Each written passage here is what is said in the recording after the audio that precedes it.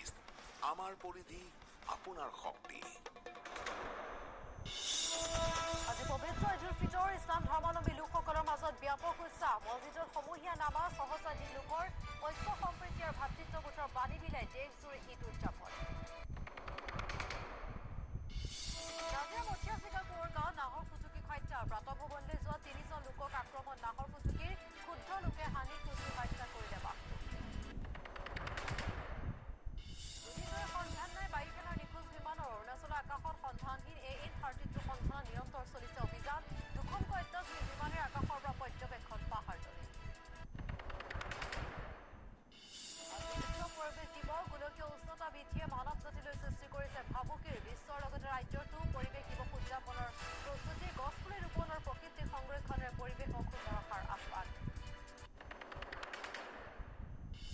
বিশ্বকাপ ক্ৰিকেটৰ আজি প্ৰথমখন খেলত দক্ষিণ আফ্ৰিকাৰ মুখামুখি হ'ব টীম ইণ্ডিয়া বিয়লি 3 বজাৰ পৰা ৰোজ বাউল ষ্টেডিয়ামত বীৰত্ব প্ৰদৰ্শন কৰিব বিৰাট বাহিনীয়ে বিশ্বকাপৰ ইতিহাসত ভাৰতে 4খনৰ ভিতৰত 3খনতে পৰাস্ত কৰিছিল দক্ষিণ আফ্ৰিকাক